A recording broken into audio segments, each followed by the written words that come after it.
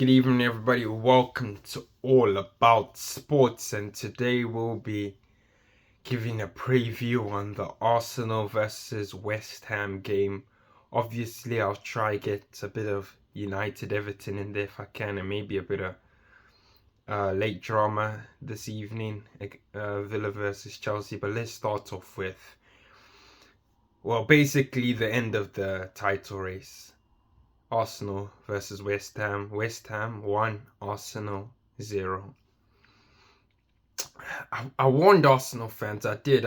Many Arsenal fans I spoke to, I did warn them about. They were so happy at the fact, obviously, they'd beaten Leicester. I told them, don't count your chickens early. I just had a feeling. I saw the game. Obviously, Marino comes up with 2 moments, but the rest of the game, they weren't that good. The rest of the game, the first half, I thought you beat a team in 80 minutes plus. That's when you scored your goals against a Leicester team who, let's say it right, they are going down at the end of the season. They will be going down at the end of the season. But you were celebrating so much for beating them 2-0 where you scored both your goals in the 80th plus minute. Now you're going to a West Ham side who have a bit about them. You've got to remember, Leicester had, on the day, had a decent defense, but they had no attack. West Ham are coming here with a decent defense and a good attack in terms of Goodison and Jared Bowen. So how are you going to... I just knew there would be trouble getting caused. Obviously, a lot of praise. Ethan Wanyeri last game. I don't want to pick on him that much because I think he did have some bright sparks, played good ball through to Declan Rice, but obviously you can't be counting on you can't be relying on a 17-year-old. As good as he will be, as good as he'll have a brilliant career and stuff, but you can't be simply relying on a 17-year-old to get you out or to win you the title at this point. We move on to Marino. Had a few good passes, held up the ball well. There weren't enough crosses getting crossed, so I don't think there's much he can do there. Holding up the ball. Marino isn't someone who they'll shoot a ball and then he runs to the goal to try and look for a rebound. He is a centre mid by trade, so you don't expect that much from him.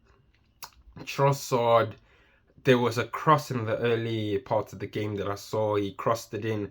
No one was there. Obviously, you'd expect the striker to be there, but obviously with Marino playing there, he didn't anticipate that the ball could go there.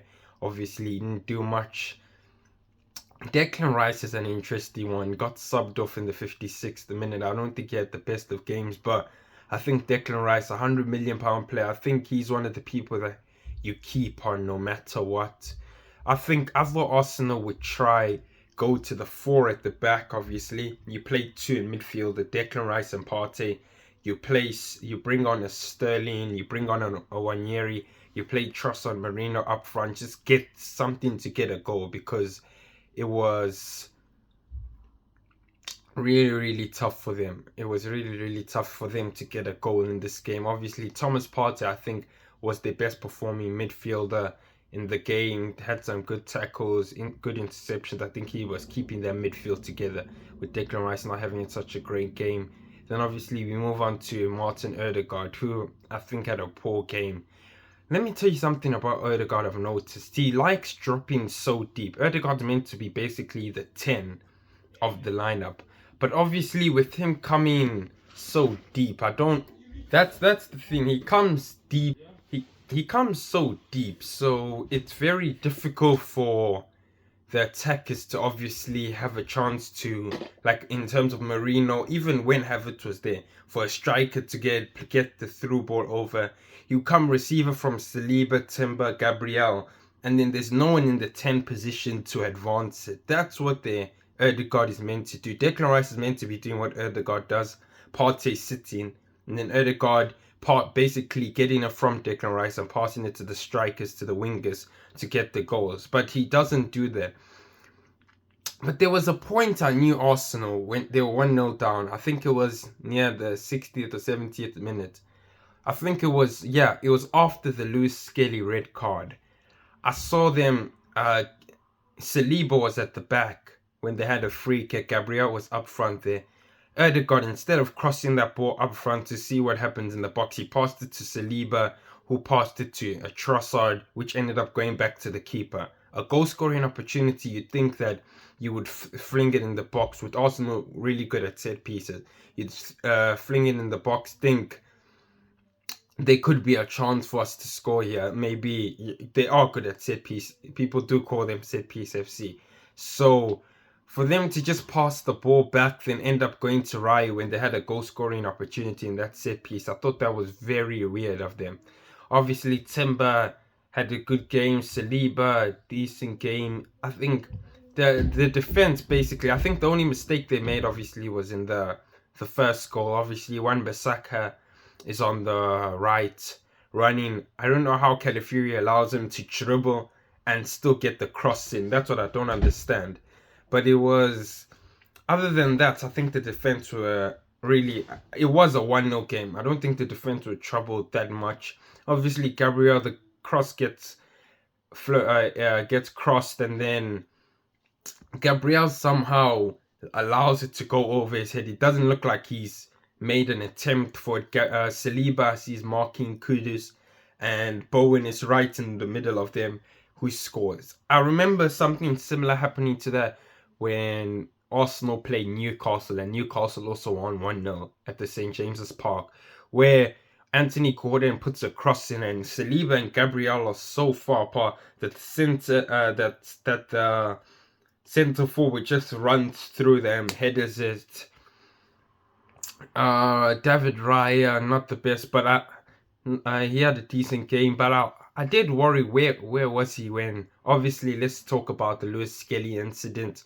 Obviously, when did it happen? Happened the 70th minute. Lewis Skelly gets a back pass from Gabriel. He looks like he's trying to dribble away from Kudus on the halfway line. Kudus dispossesses him. Kudus has an open goal. Obviously, Raya is maybe 18 yards or more off his goal line. Not off his goal line, off the box. So Kudus has a free shot. He can either chip him or curl it around. But Lewis Skelly fouls him in that. Obviously, the referee, Craig Pawson, pulls out a yellow card. We see like a guilty look on Lewis Skelly's face. Obviously, we look at it. Saliba is so far apart. Lewis Skelly here, gets fouled. Can you see this? So, okay, let me do this. So, Saliba is so far apart. Lewis Skelly gets fouled. Raya is behind. Lewis Skelly is there, right there. So so Kudus can basically just chip it from all the way out there. He'll probably get it in. But it was a really, really poor performance from them. I think that's the thing that I was so what I was saying at the beginning with Arsenal fans. They were so excited. We got Marino up front. We got Marino.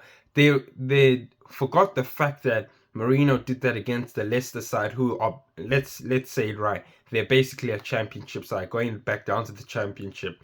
You do it against them. Can you do it against now teams with a better defense and a bit of an attack? So in the West Hams, obviously they go to Nottingham Forest in the weekdays. Can they do it against them?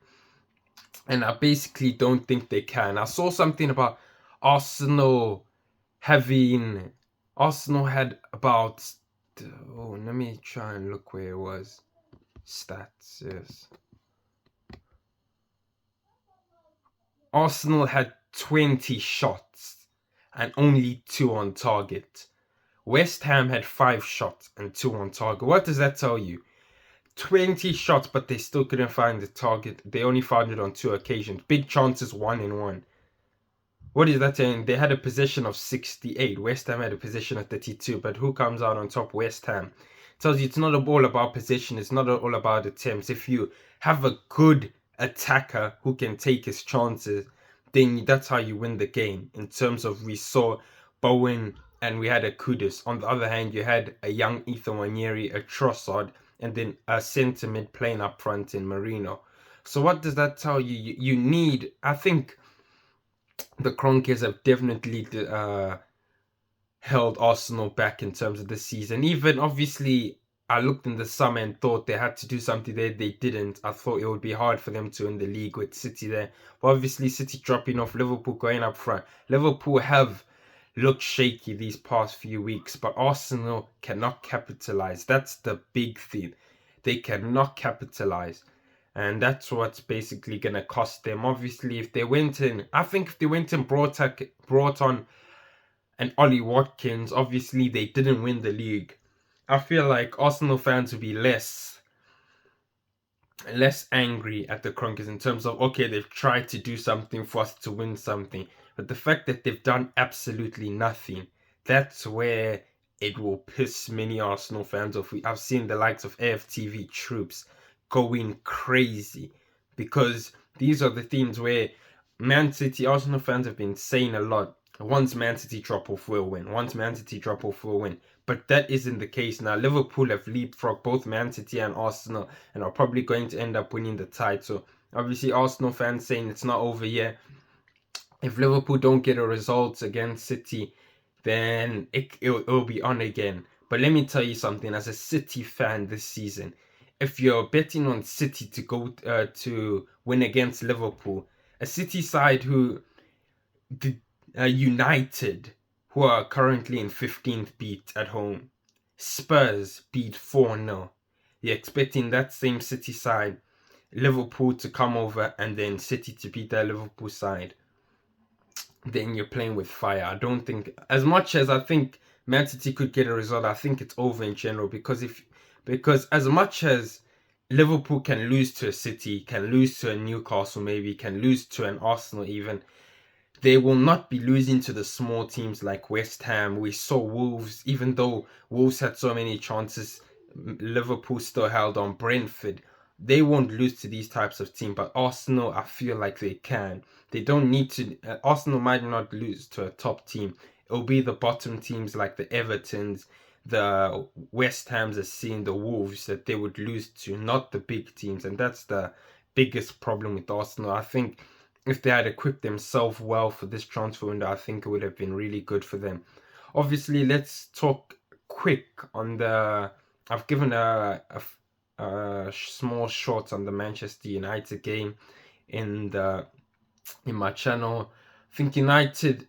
Looking back at the game, obviously, in my title I've said United scumbag the win, but I feel like it was I think United did deserve a point in the end. As bad as they were in the first half, I think they came out into the second half and put up a performance worthy of a draw.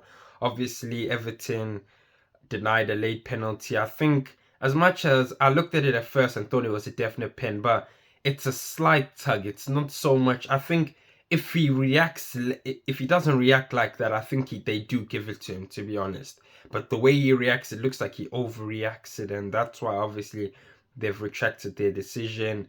Lewis Skelly's red card, I think it was a definite red card. In the positions where Saliba and Raya were, I think it was a red card and a fair red card. You look at the Chelsea game, obviously Marcus Rashford having the time of his life. Chelsea versus Villa. Rashford having the time of his life. Didn't start the game, came on at half-time, 2 assists. Villa won 2-1. Obviously, Asensio scoring the 2 goals.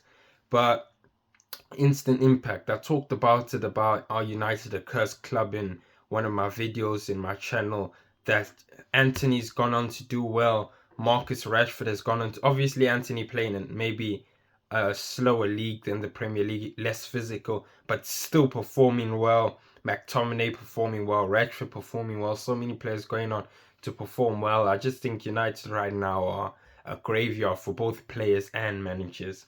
But we'll have to see how they end up doing, Manchester United. If they do finish in that from like 14th lower, we'll have to see about that. But that are my predictions for this. That are my reactions. Chelsea obviously going further in the mud. We obviously saw a surprise result in Bournemouth losing to Wolves. I think this is really good for the team I support in Manchester City, because we stay in 4th place no matter the result that happens tomorrow. but we'll have to see how that game goes. Obviously, I didn't do a preview on the game. I just think there's nothing to really do. Liverpool coming in form, Manchester City just losing to Real Madrid will be really tough. I think we will give them a game. We could pull off something, but I think Liverpool do get the job done 2-1. And as much as I like, to be honest, I'd rather want.